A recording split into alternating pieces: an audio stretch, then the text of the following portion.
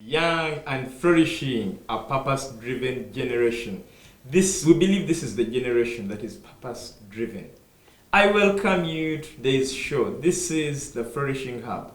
Flourishing Hub is a show that is centered around empowering you as a young person, but most of all, tuning your mindset so that you can thrive through this world, irrespective of what you're going through, irrespective of your background, irrespective of your financial status or your level of education. Our purpose here is to awaken you, is to change your mindset so that you can be among the world-class leaders that we're talking about. And Adrian Austin Mukala is my name. Today, we are delighted to share the space of these interesting gentlemen. A couple of weeks ago, 2 or 3 weeks, they were here with us and we had an interesting discussion on the values and benefits of reading. And I believe, actually someone told me they were intrigued to start reading, to start discovering a lot that is in written materials. We are delighted that they are back here again. Is it a coincidence that we have both of you at the same time, or this is how the set becomes complete? Wow. Alan, you're most welcome. Kindly greet our viewers. Good evening, viewers of Family TV. My name once again is Alan Namara. I'm Field Operations Manager at Soliton, Telmec, Uganda, and also a co-founder at Vector Uganda Limited. We deal in construction also, as I mentioned last time, kitchens, landscaping, and all that comes with construction. Thank you so much. Okay. Gerald, yes, we are delighted to have you again. Kindly greet the viewers then. Yeah, thank you, Adrian. I'm really happy to be here once more, and it's always a pleasure to be hosted by Family TV. Good evening, viewers. I'm grateful that you're out there viewing us. Thanks for sparing your time to come and be with us. I'm Gerald Bessinje, the CEO of Afrikit Construction Limited. It's a building construction company that basically deals in building construction, which is we do tiling, we do roofing, we do plaster work, we do all sorts of construction in residential, commercial, and industrial buildings. Once again, I'm grateful to be here, looking forward to a fruitful discussion. We are also grateful and already excited because we had a hot one the last time you were here, and we are already expecting a hotter one. Yeah. So each time we see you, we embark on reading. Last week we had another important discussion, but it was about the Inspire Synergy conference, but the conference was on the whole of last week, and one of the key, I got an opportunity to attend at least 3 sessions, but one of the things that the speakers were emphasizing was reading and how important reading is if we are to transform our lives. And it reminded me of our previous discussion about reading, the types of readers and the types of reading and all that. And we are delighted today to talk about the discipline and of consistency in reading. So we are again talking about reading because reading is important, because we all know that great leaders are great readers. Today we are celebrating Kenya's victory for having their 55th president, Ruto, His Excellency. And when we talk about great leaders being great readers, so you too can be a leader, but to be a leader, you must be a reader. That is why we are here, because we want to empower your reading culture. We want to strengthen that culture in you. And what we are discussing this evening is how can you sustain the reading culture, because sometimes we are excited. We read, we get excited. Alan and Gerald have talked about reading. We're excited, I get reading. Yeah, and after 3 weeks, the morale dies. So, before we get into the details of this, I want to drop back a little to our previous discussion, to someone who is just joining us today, who might have missed last episode, let us briefly go through the reading that we talked about and briefly the types of readers. So I'll start with Gerald this time. So Gerald, what are some of what is reading according to you briefly, and some of the types of readers, so that someone who is joining us today can identify where they belong? Oh, good. Once again, I appreciate you for the time. And before we get into that, first of all, I want to appreciate Kenya because they've really had a very peaceful transition. Not yet, but at least we can tell that it is peaceful. Yeah, it has been really peaceful. We appreciate Kenya for that. It's a lesson we have to pick, I think, as a country. Yeah, and what is reading? Last time we discussed about reading, and maybe a small thing about reading is, I remember telling you that reading is basically just like the way you see I have a book here. I open it, what I begin to see is, I begin to see letters, I begin to see a sentence, I begin to see a paragraph. So consistently looking at this, I form material from which I pick what I'm reading and understand. So that is basically, I'm trying to break it so that even the least can understand it. Someone who has even never picked a book, they can understand actually what reading is. Yeah, and then also one of the types of readers is a serial reader. I remember talking about a serial reader. Yeah, a serial reader is one who reads series.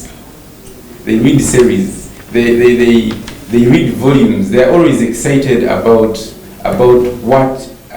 what is next on what they are reading. So they are reading this series, but as they are finishing it, they want to be sure that there will be something else that they will be looking at, reading. Yeah, thank you. Okay, Alan, you're going to remind us about some of the types of reading that we discussed previously. Yeah, once again, good evening. Again, on our topic of reading, as Gerald has already discussed, reading is a process of getting information. And this introduces us to the types of reading, which will include extensive reading, intensive reading. And I remember we said intensive reading is I pick up a text or a book, and here I'm focused on understanding a certain topic. So which means that I delve into the book deeper to understand the text so deeper. And then extensive reading involves reading several books at the same time. It doesn't focus that you're reading on the same topic. It could be different topics, as we said, like it could be comic books, it could be romantic novels, it could be travel blogs. So that is briefly about the types of reading. Okay. Wow. So we now get into today's big topic, which is the discipline of consistency in reading books. That is where we want to center our discussion today. Absolutely. And when we talk about discipline is like a routine. So we are first of all going to break down because when we talk about discipline, people have different interpretations of discipline. Sure. So now we are talking about discipline in terms of reading.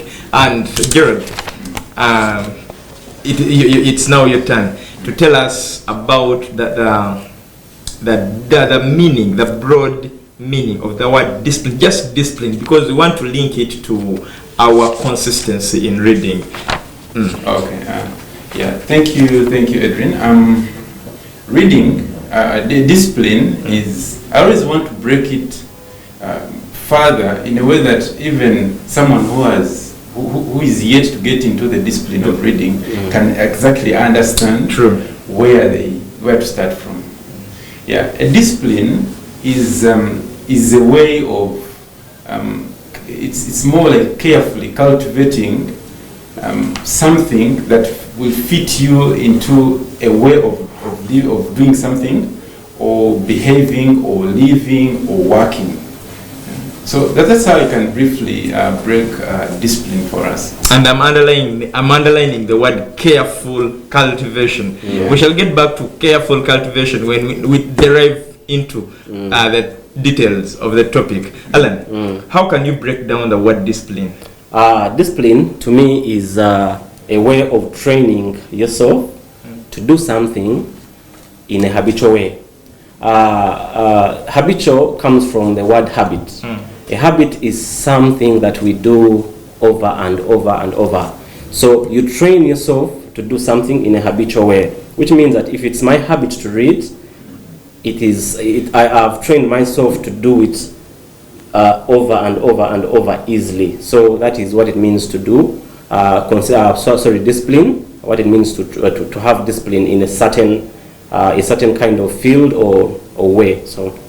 Okay. Wow. So we now know what discipline is, and we can freely link discipline. So this particular evening, we are talking about the discipline of consistency in reading books. Now, Gerald, yes, please. Back to you. We are now talking about consistency. Last time we talked about sustaining reading, and we talked about it briefly, but now we want to bring in sustaining and consistency, because these are a bit close. So we want to bring the two together and see how we can achieve the consistency in reading books. Yeah. Thank you. When I look at the word sustaining and the word consistency, they are synonymous. Yeah. They are more like the same. They have almost the same meaning. It's just a thin line Yeah. between them. Just a thin line between the two words. Yes. Yeah. So I'd like to say consistency. Marrying them together, it's building a pattern in doing something or a way of behaving. Yeah, it could be like, for example, we're talking about reading. Now, if I define consistency within the context of reading, I would say it's like building up a pattern or a schedule or structuring your way of approaching that. Like, for example, you could say, I read every day, maybe like 30 minutes a day. I read maybe every 2 days. I'll be reading maybe about 40 pages, something like that. Okay. Before we go for the break, Alan, please break this down, and then we shall link it to our reading. Yes, please. So every single one of us has ability or the potential to be much more, and we always set out to do great things. And we start, but when we have started, there is motivation, but eventually motivation dies. So when motivation dies, what you're left with is consistency. So when you've set a goal, I want to be fit in maybe 6 months, so you have the motivation, because maybe Gerald is working out and he's fit. So Alan also says, I want also to start working out and become fit. So there's that initial motivation that you have, but it can only take you so far.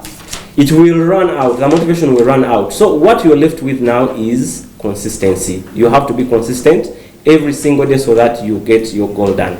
When you talked about the initial motivation, you reminded me of our secondary school teacher. That teacher of literature who used to refer it to as rural-urban excitement.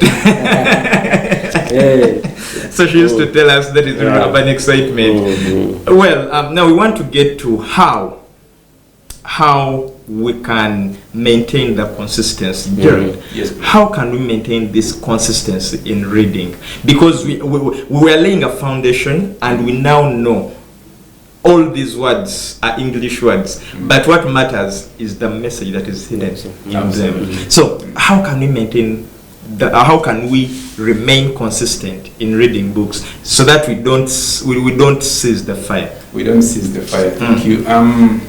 How can we maintain? How can we be consistent? In other words, the first thing we need to ask ourselves is, before you cannot complete a journey that you have not started. Yes, please.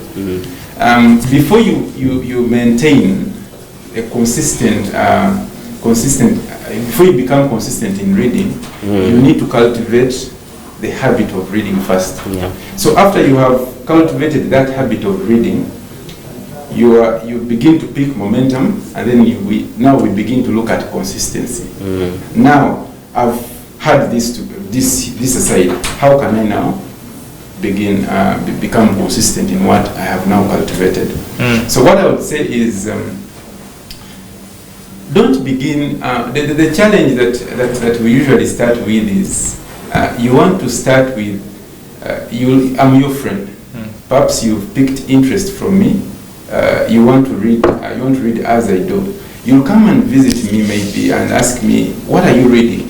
And I'll tell you I'm reading book X. And what you will do is you will go and exactly get the book that I'm reading, and you start with that book which I'm reading. Now, what you forget is that when you start reading, we all start at different levels.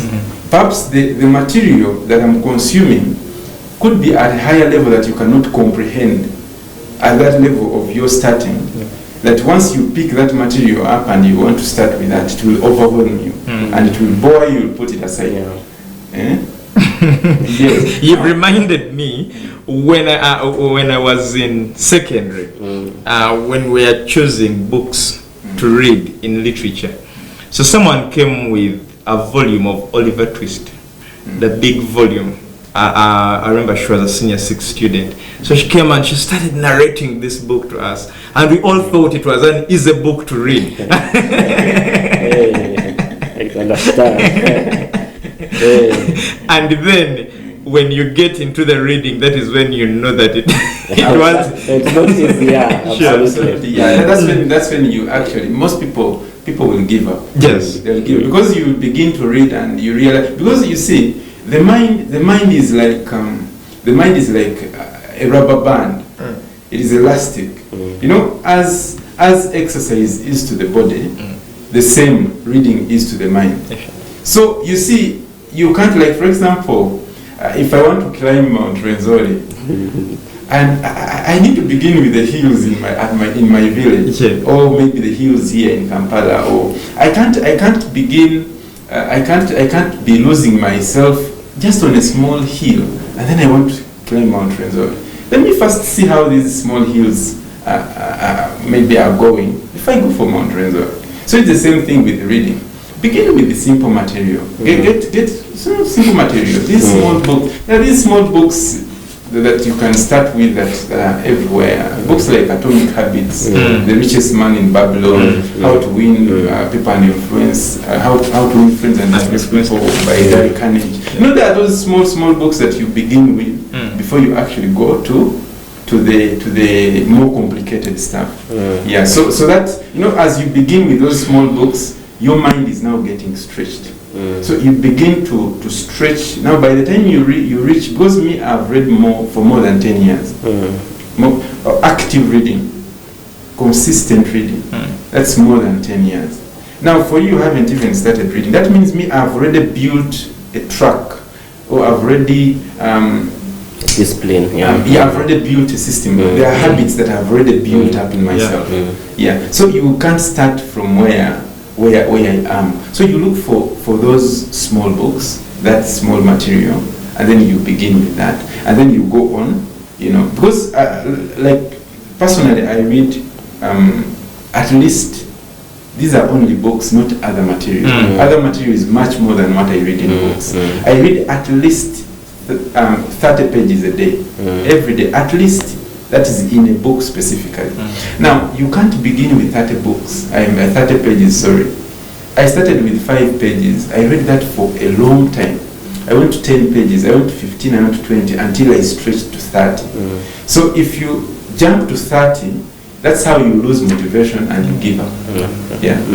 Thank you. Well, when you talk about reading, you make someone think reading is that easy, because when you say you started with 5 pages, I'm looking at a person who cannot even read a newspaper article and complete it. So is reading that easy, or it is not easy but you have to persevere? Exactly. That's a very interesting question.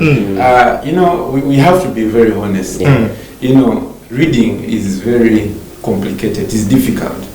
Yeah, it is difficult. It is something. You know, it is. You know, most of these things that are not natural, they require some bit of hard work. They require some bit of hard work to cultivate.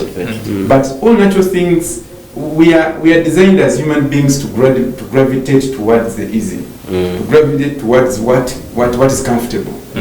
So reading, just like any other skill, it's like the way we exercise.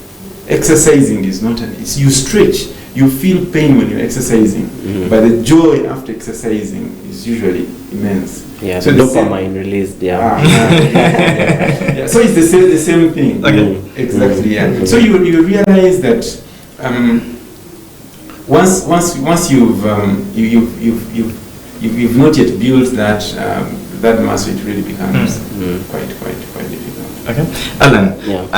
Last time you told us about the various materials that you've read, some of which are books. Yeah, sure. And was it easy for you in the first place to adopt reading? I would say no, honestly, because as Gerald has told us that reading is not easy. But one of the ways to cultivate the discipline of reading or the consistency of reading, Aldrin, I will tell you that it's better you start with what you love. Absolutely. Why? The way Gerald has brought it, that this discipline is cultivated over a long time. Yes. So when you have not cultivated this discipline and you want to start, maybe say tomorrow, and you just pick a book all of a sudden, maybe let me say about politics or about economics, a complicated book, it will hit you. You realize that actually you can't even go beyond maybe 10 pages. Yeah. So the trick is start with what you love. If you love romantic novels, Adrian, please start with a romantic novel. If you're a fan of comics, as I said last time, please start with comics. These things, when you start with what you love, as I said, we tend to gravitate to what is easy, because you're building a culture, you're building habits, slowly, one day by day.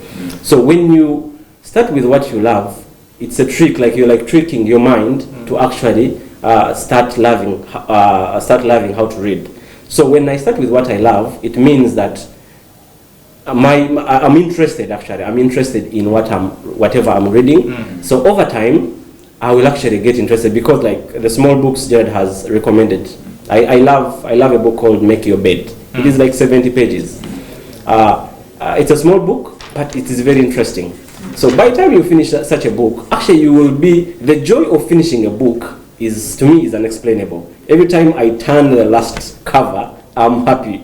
Are you happy because you're completing this book, or you're happy because you've understood the story of the book? Both. I'm happy because I completed a book, and I'm happy because I learned a lot from a book. Okay. Because I take notes every time I'm reading. So and I always take my time. There's a person who said that having a book in your hand is not a waste of time. Yeah. There's always something you can learn. True. So whenever I hold a book, I'm learning.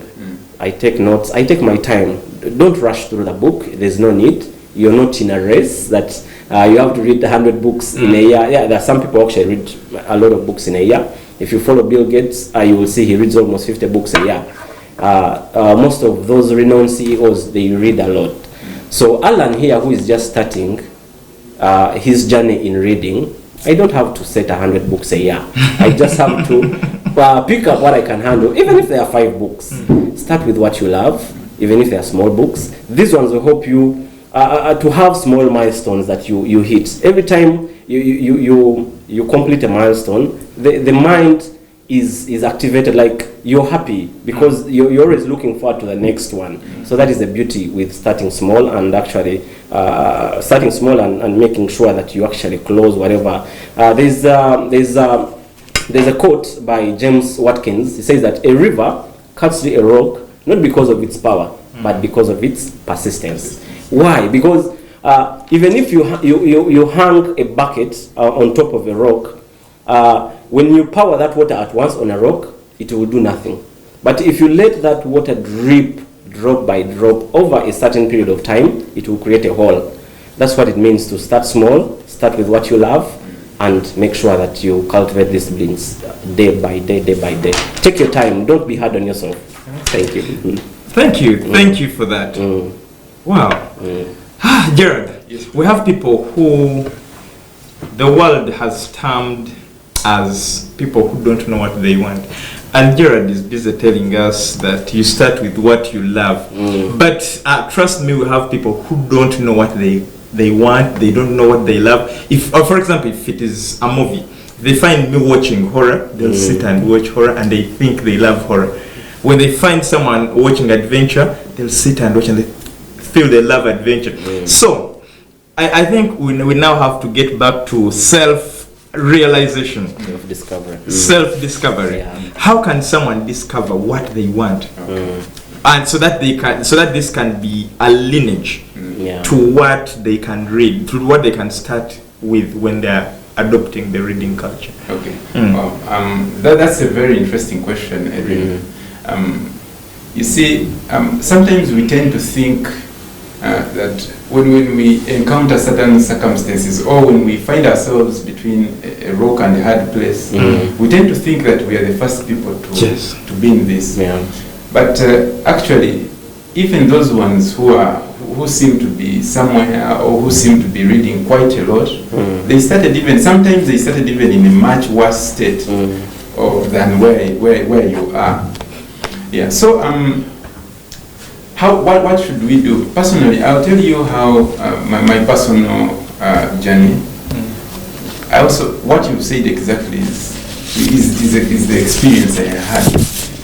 And most times, what I've realized even in life, you do things by trial and error before you get to exactly what will work for you.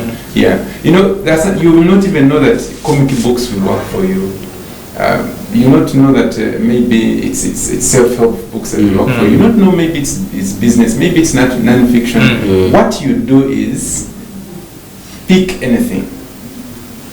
Get book as you read. You know, as one thing I realized is pick anything as long as it is soft, it is small, that you can easily digest. You know, pick it, read it.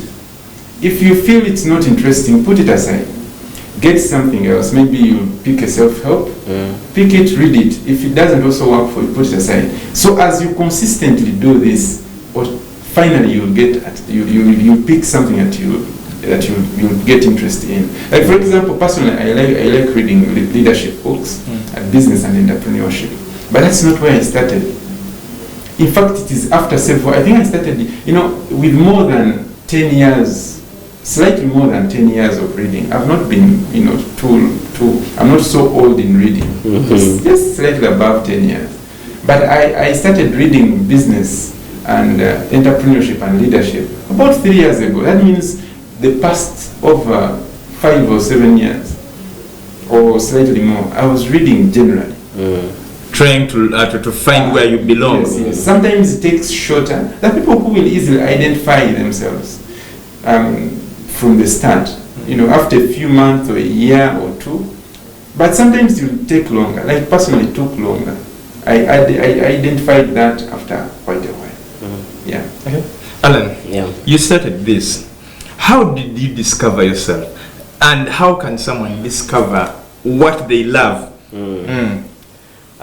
Okay, that is so I remember in high school I was more I used to find myself more leaning to science related topics, which meant that I had to look out maybe for people whom I identify with. As I said, the first books I read it was Think Big by Ben Carson. One reason I picked Think Big by Ben Carson is because at that point I used to love biology. I used to overread biology books, Darwin, let me say, as you know, biology in high school. And so Ben Carson is a doctor, a neurosurgeon. So I picked interest in him. So that means my interests were gravitating towards scientific topics. So because I loved biology, And now I found myself reading on Ben Carson, which means that I wanted to know, it was intriguing to know about this guy who has, amidst all odds, who has made it. He's a black guy, and he has managed to become a neurosurgeon in the USA. And he managed actually to separate some twins who are conjoined. So to me, those stories, it brought me interest to go ahead and read about him. After one book, I went to another. He has another book called Gifted Hands, which I also read in high school. So from there, the habit was built over time, because that's where my interest was at that point. So, as you said, but to me, I would advise, though, that since I want to speak to the younger generation, yes, probably now the holiday makers who have just come from school, maybe a primary kid or maybe a senior one champion. To me, I would encourage parents, because parents know us very well. They know what we like, because you will see a parent buying you Spider-Man, which means he knows the kid likes Spider-Man. Yes, you see the parents making cakes where there is Superman, or maybe there is, so it means parents actually know what we love. So I would say that parents know us better. So when you cultivate this culture, this discipline at a younger age, so I would say parents should, you know what your child likes, so please look for literature that is in that area. That will encourage this child to start with what they love, what resonates with their desires, so with their heart, with their mind, so that when the kid picks this book, they are not bored. They're actually yearning for more each and every day. They say, "Oh, mommy, please bring me another book about this."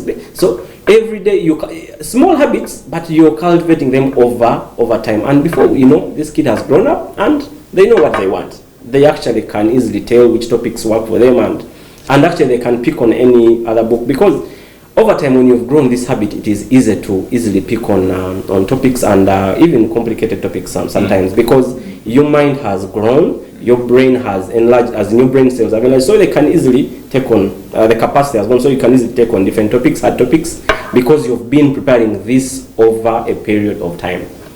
Not forgetting that a parent should be a role model. Yeah. Last time we talked about parents, and I've been to very many big offices. All these offices have libraries. In the corner, there is a shelf full of books, but these shelves are not at home. So where will the children pick the inspiration from, Alan?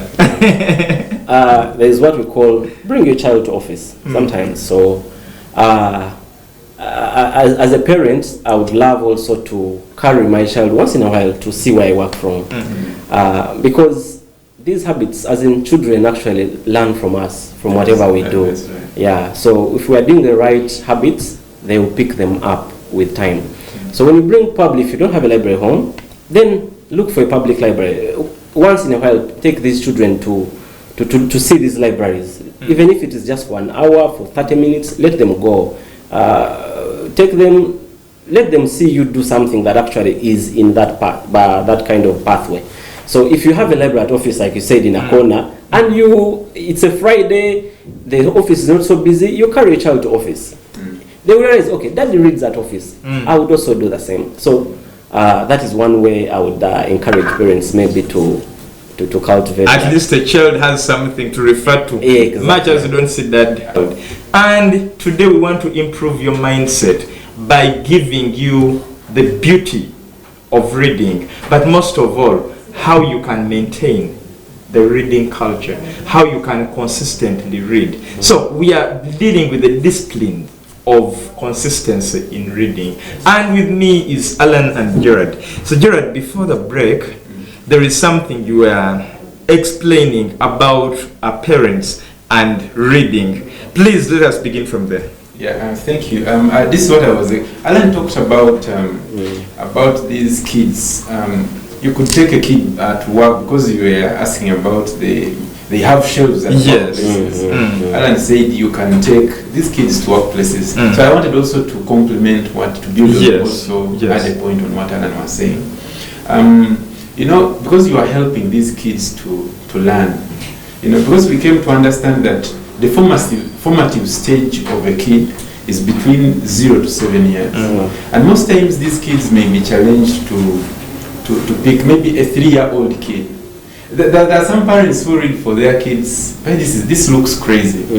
You know, there are some parents who read for their kids when they're still in their wombs. You know, a lady is pregnant, and this gentleman will come with a book and start reading to the kid.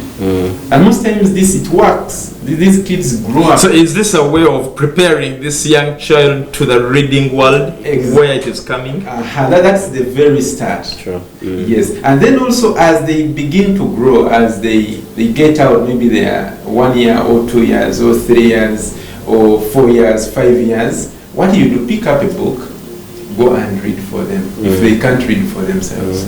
Yeah, pick a book. You know, those interesting stories for those kids. There may be Mickey Mouse and all those stories. Read for them, and that helps them to cultivate the habit of reading early enough. Because if they pick that concept when they're still young, probably 4 years, 5 years, by the time they grow to past the formative stage, it won't be difficult, because they will have already gotten, because you know, even as where we are, as mature or old people, you realize that most of the things we know, or our foundation was established then, and then we just keep building up. So if you catch them young, you can be able to cultivate that reading habit. Wow. So we've talked about the consistency in reading. Now, we started by defining the word discipline.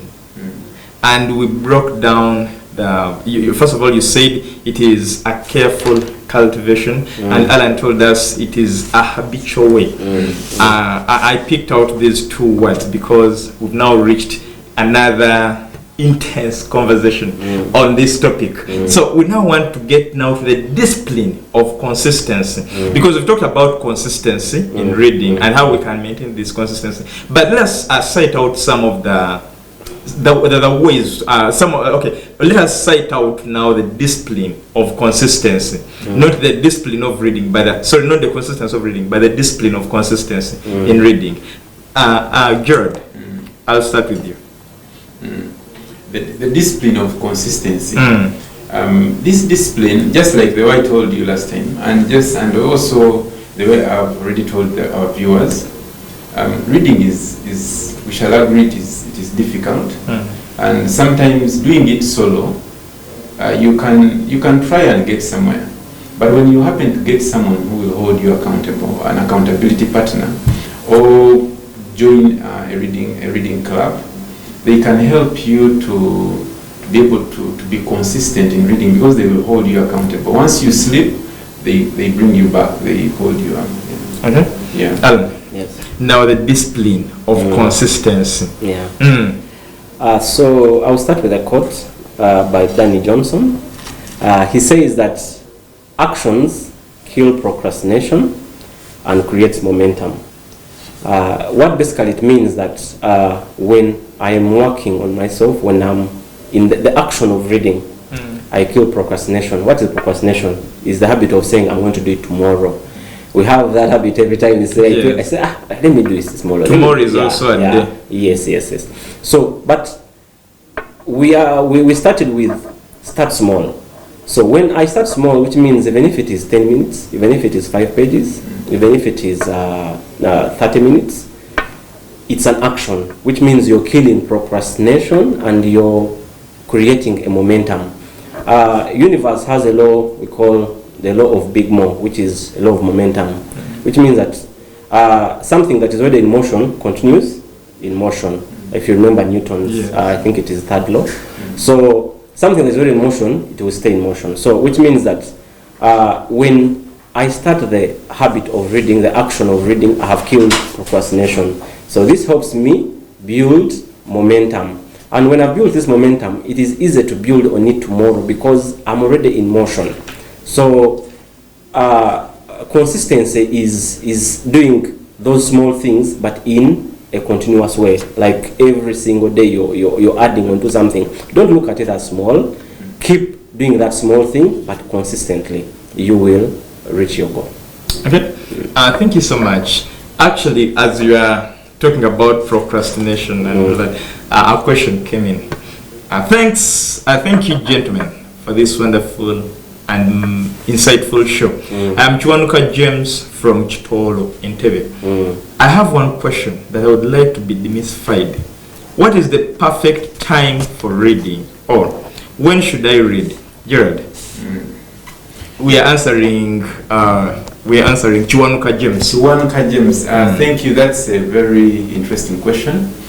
Just like the way I told you earlier, Chiwanuka James, the perfect time for reading, I won't say there is a perfect time for reading. A general perfect time for reading. The perfect time for reading depends on an individual. It depends on you. The perfect time for reading, my perfect time for reading may not necessarily be the perfect time for reading for Alan. May not be the perfect time for reading for Adrian. Yeah, why? Because maybe we concentrate at different levels or within different times. Like for example, I want to use more of my example, more examples from myself. Personally, I wake up very early in the morning because that's when my mind is extremely fresh. That I read a book in a very calm environment. I don't like noise when I'm reading, especially a book that needs concentration. And also another time I read is in the night before I sleep.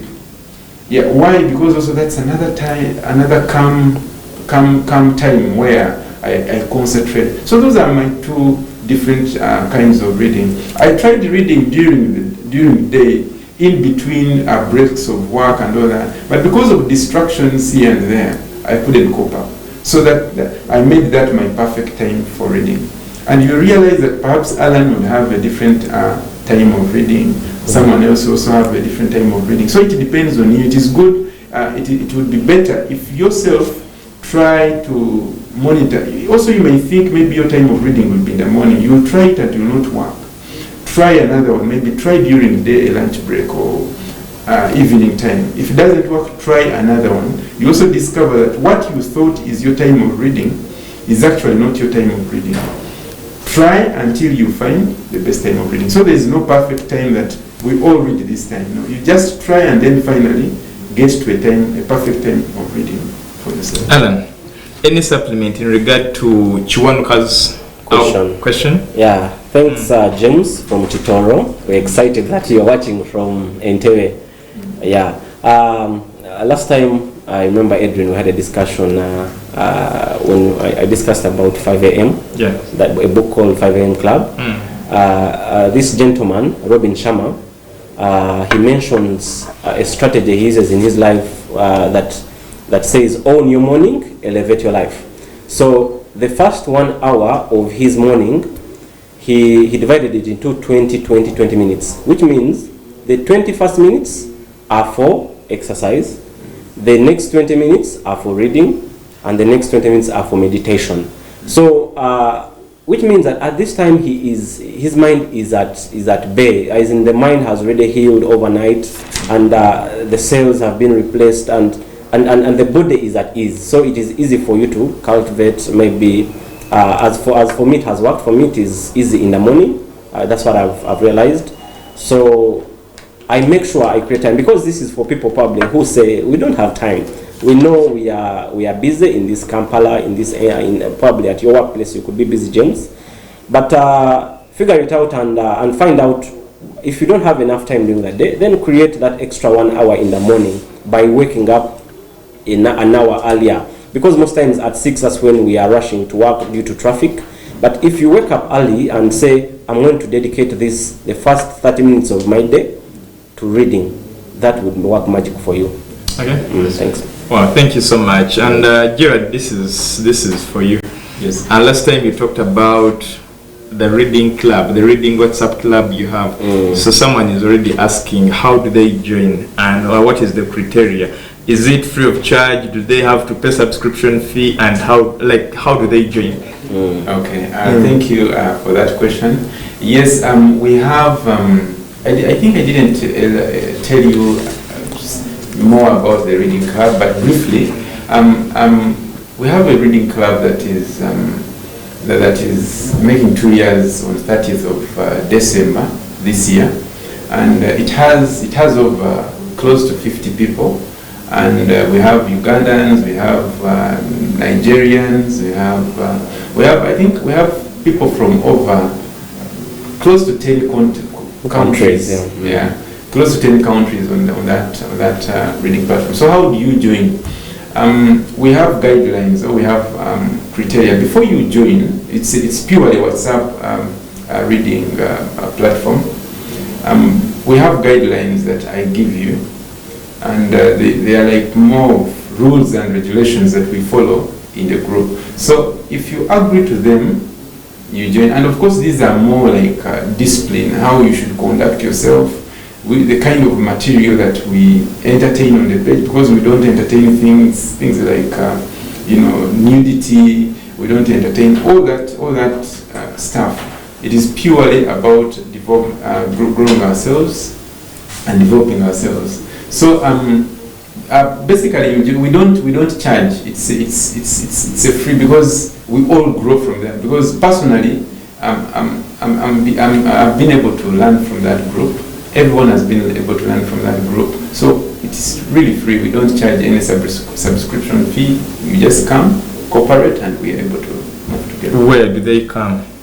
It's a WhatsApp platform. Probably you get my WhatsApp number, and I'm able to engage with you like that, and then I send you a link that you use to join if you agree to the. Doesn't need to read it out loud.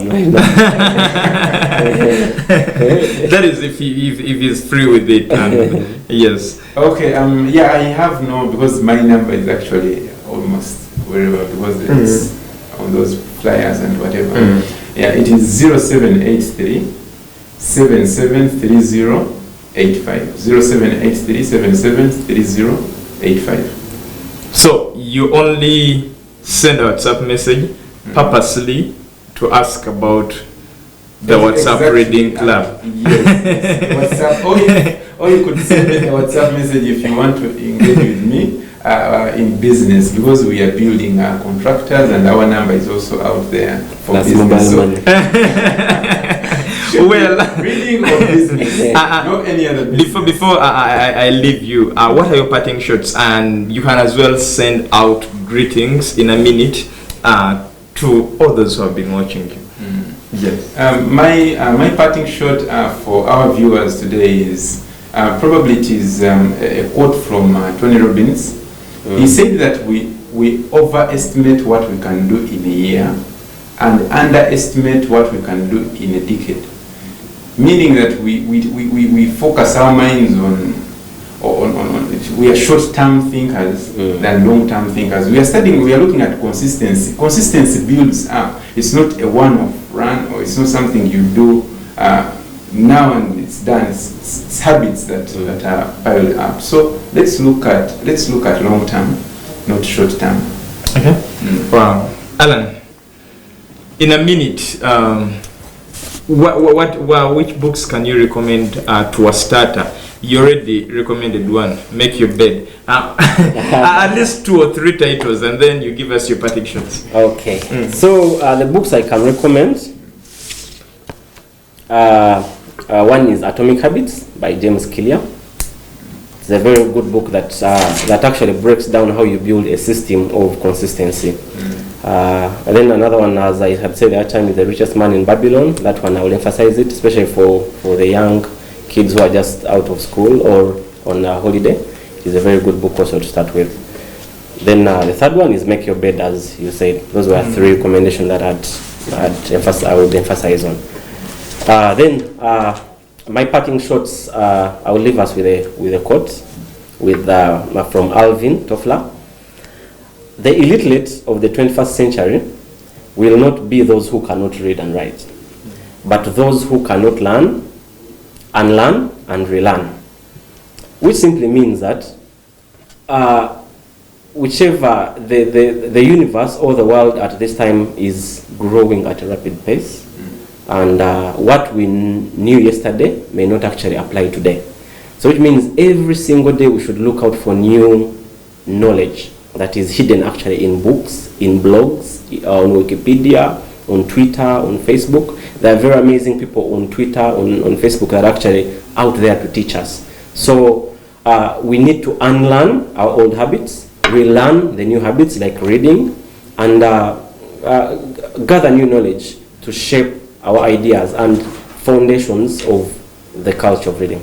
Thank you so much, whoever is watching. Wow, thank you so much, everyone who has been watching from wherever we started up now. This is Flourishing Hub, which is brought to you by Young and Flourishing Foundation. Edwin Austin Mukalas is my name. May the Almighty God bless you until we meet again next time.